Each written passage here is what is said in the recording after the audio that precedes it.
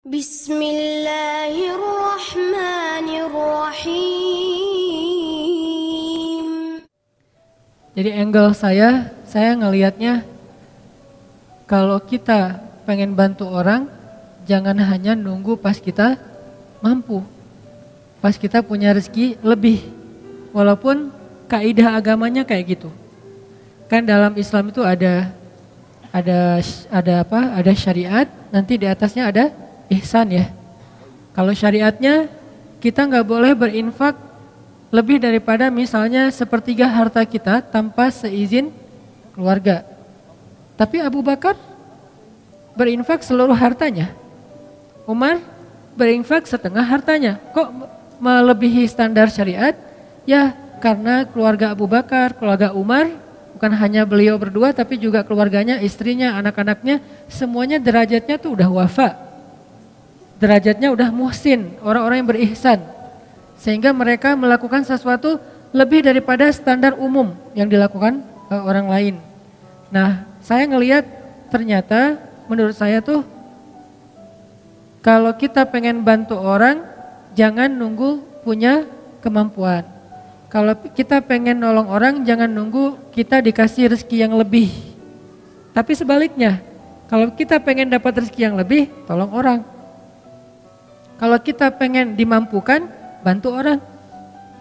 Kalau kita pengen diselesaikan urusan kita, selesaikan urusan orang. Jangan tunggu, gua beresin dulu urusan gua, ntar baru nolong yang lain. Enggak, kebalik. Kalau kita pengen urusan kita cepat beres, cepat diselesaikan sama Allah, cepat ditolong, cepat dikasih keajaiban, surprise segala macam, ya udah tolong orang dulu. Walaupun kita dalam kondisi susah, justru itu kesempatan buat kita. Karena hadisnya jelas, Nabi SAW mengatakan, "Maka nafi hajati akhi, kana Allahu fi hajati." Siapa yang menyelesaikan hajat saudaranya atau sibuk mengurus hajat saudaranya, Allah juga akan sibuk mengurus hajat dia. Lebih canggih mana nih? Kita nyelesain masalah kita sendiri atau Allah yang nyelesain masalah kita? Allah yang nyelesain masalah kita. Jadi biar Allah yang beresin masalah kita, tugas kita adalah beresin masalah orang lain. Kayak gitu kaidahnya, dan itu bukan hanya hadis motivasi. Saya menjadikan semua ayat dan hadis yang saya tahu itu sebagai konsep berpikir, bukan sekedar hadis motivasi. Baca hadis kemudian memotivasi, ayo tolong orang lain, tapi jadikan itu konsep berpikir. Apa bentuk konsep berpikirnya? Begitu kita punya masalah, nyari orang yang juga sama punya masalah. Lo punya masalah enggak? Enggak ada. Kok enggak sih? Cari. Lo punya masalah enggak? Siapa yang punya masalah tolong DM saya.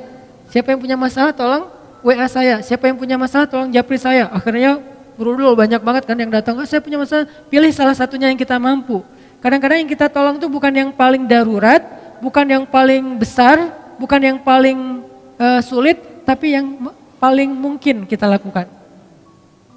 Ini hal yang wajar, jadi kita nggak boleh juga menjudge orang lain, lu kerjaannya bantu yang kecil-kecil, yang receh-receh. Ya siapa tahu dia yang receh tapi ikhlas, dan kita yang mungkin istimewa banget nggak sanggup jaga keikhlasan kita kan. Kayak cerita bab ikhlas kemarin, ada dua orang beramal, yang satu sholatnya standar, yaitu sholat wajib doang. Yang satu lagi plus qobliyah, ba'diyah, duha, tahajud. Mana lebih baik? Yang plus dong, wajib plus sunnah, lebih baik yang plus. Tapi kadang-kadang yang plus ini ujian keikhlasan, ujian rianya juga lumayan luar biasa. Kalau yang standar apa yang mau diriain? Kayak hafalan Al-Quran, yang satu hafal trikul. Yang satu lagi hafalnya Al-Baqarah, Ali Imran, An-Nisa, Al-Maidah, wah setengah Al-Quran, 15 juz. Mana yang lebih utama? Pastinya yang lebih banyak hafalan. Tapi paling banyak hafalan justru ujian riyanya lebih berat, lebih besar. Kalau dia baca Quran di dalam sholat, pasti dia akan diuji oleh setan, yuwaswis. Mereka pasti gak bisa ngeralat kalau lu salah, jadi tenang aja. Karena suratnya di tengah-tengah gitu, dia baca ayat yang saya juga gak terlalu hafal lah, pokoknya di tengah-tengah Quran gitu ya. Contoh yang mungkin yang paling saya sering ulang tuh kayak surat favorit saya, surat Maryam. Wadhkur fil kitabi Maryam idzin tabadat min ahliha di belakang tetap diam. Idza tabadat min ahliha. Diam aja di belakang. Kenapa? Nggak hafal, sama nih.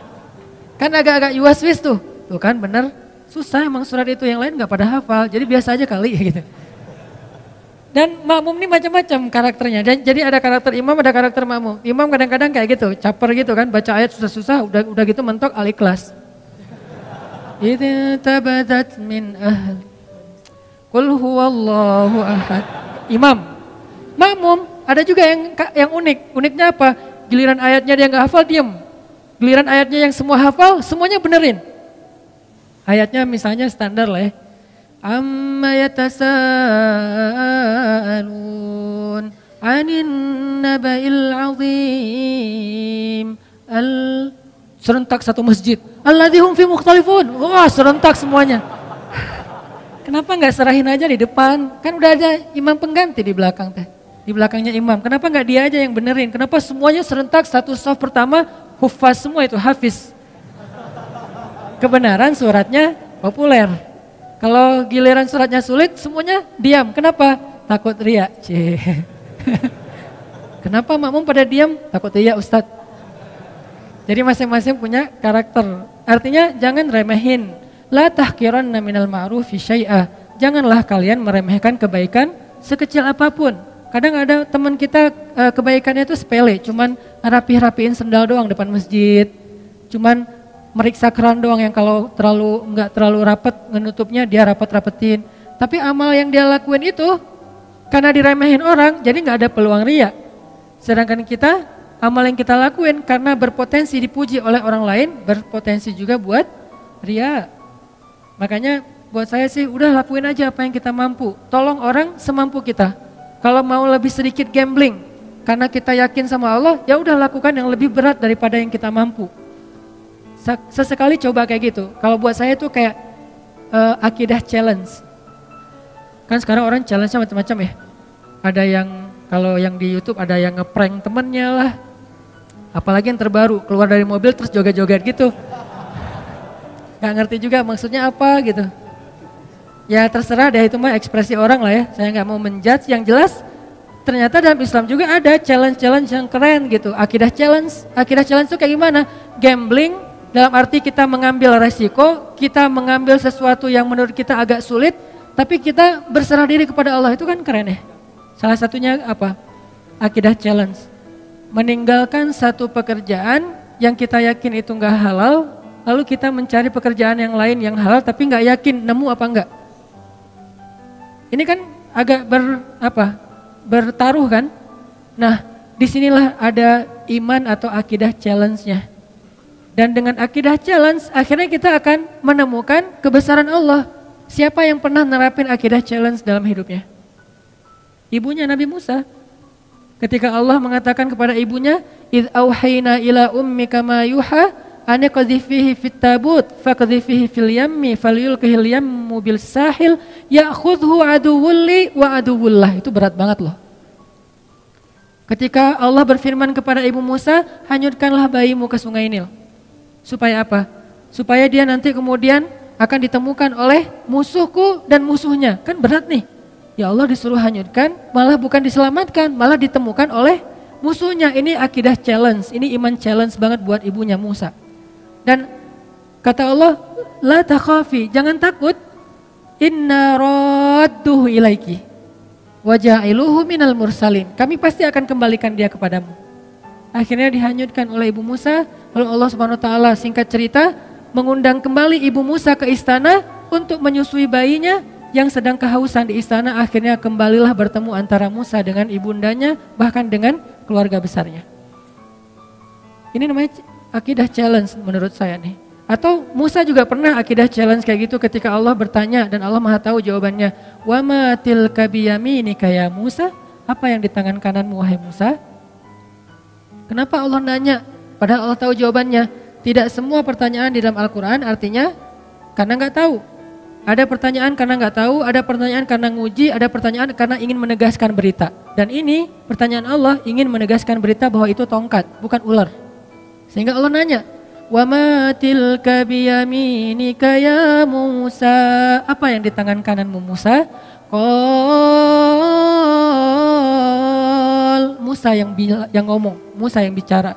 Qala hiya 'asaya atawakka'u 'alaiha wa ahushu biha 'ala ghanami wa liya fiha ma'aribu ukhra. Ini adalah tongkat ya Allah. Siapa yang ngomong? Musa. Artinya itu benar-benar tongkat, bukan doktrin. Allah enggak mengatakan Musa itu tongkat ya. Ya Allah enggak. Allah nanya, apa itu Musa? Kata Musa tongkat. Berarti kamu yang bilang tongkat ya, bukan aku gitu, bukan Allah. Akhirnya aku pakai untuk hiking. Atawakka'u 'alaiha. Untuk apa itu? Untuk naik gunung. Apa istilah kita? Ya mudah-mudahan tidak ada yang mempermasalahkan. Hiking. Karena itu memang benar kayak gitu kan? Untuk hiking, kalau di zaman kita kayak trekking gitu kan ya, istilah-istilah kita kan ya, untuk naik gunung pakai tongkat. Wa husyu biha 'ala ghanami. Saya pakai untuk menggembalakan ternak-ternak. Waliya fiha ma'aribu ukhra, dan beberapa fungsi yang lain lah. Terus kata Allah, alqiha ya Musa, coba kamu lempar wahai Musa. Fa'alqaha fa'idha hiya hayyatun tas'a. Lalu tiba-tiba ketika Musa melemparnya, dia menjadi ular yang merayap-rayap. Kemudian Allah kasih challenge buat Musa. Apa challenge-nya? Khuzha, coba kamu ambil Musa. Ini challenge buat Musa, biar Musa makin yakin sama Allah, dikasih ujian dulu. Khuzha la takhaf sanu'iduha siratahal ula. Gak usah khawatir, berarti Musa khawatir. Karena Musa ngeliat, aduh ini ular dalam hidup Musa, Musa belum pernah megang ular. Sekarang disuruh pegang ular sama Allah, khuzha, pegang ular. Dan ini bukan ular biasa yang ditemukan di hutan. Ular, bahasa kita jadi-jadian, kan lebih ngeri ya. Kalau ular biasa, kita juga jarang megang, gak pernah megang, malah kecuali di kebun binatang. Itu juga didampingin pawangnya. Ini gak masalah nih, gak masalah. Oh ya udah, begitu dia agak-agak ularnya iseng dikit, Pak, ini kenapa nih heboh gitu, panik gitu, agak-agak norak gitu kan ya. Megang ular di kebun binatang norak, gimana di hutan gitu. Jadi jangan meremehkan Musa yang khawatir. Kenapa Musa khawatir? Wajar. Pertama, itu ular liar yang bukan di kebun binatang, gak ada pawangnya. Kedua, itu ular bukan dari semak-semak, dari tongkat, kan aneh. Kalau dari semak-semak, ular biasa mungkin Musa gak takut, karena Musa seorang laki-laki yang perkasa. Tapi ini ular dari tongkat. Jadi kalau kita mau pakai nalar, kenapa Musa takut sama ular gituan doang? Karena ularnya bukan ular yang biasa, tapi ular yang berubah dari tongkat. Jadi kayak jadi-jadian gitu. Waduh, ini ular dari tongkat jadi ular. Gimana megangnya ntar kalau ada apa-apa gimana? Musa khawatir. Kata Allah, la takhaf, jangan khawatir. Sanu'iduha siratahal ula. Ntar kami balikin lagi kepada bentuk aslinya. Ini akidah challenge buat Musa. Kalau bahasa teman-teman yang ngajinya mungkin lebih lebih dalam, istilahnya rububiyah, uluhiyah, asma, sifat dan seterusnya. Kita menerjemahkan, bukan mengubah istilah, akidah challenge. Dipegang sama Musa dikit, langsung berubah lagi menjadi tongkat. Maka bertambahlah iman Musa. Bertambahlah, arti bertambah iman apa? Bertambah percaya sama Allah, bertambah yakin sama Allah. Nanti kalau dikasih challenge yang lain, udah sanggup. Challenge berikutnya apa? Challenge berikutnya adalah idhab ila Fir'aun innahu tagha. Pergilah kepada Fir'aun, dia itu jahat banget. Itulah challenge yang lebih berat daripada megang ular. Tapi Allah kasih challenge yang kecil dulu biar Musanya makin yakin. Syukran ya Rabbi, syukran, hadaita qalbi, syukran.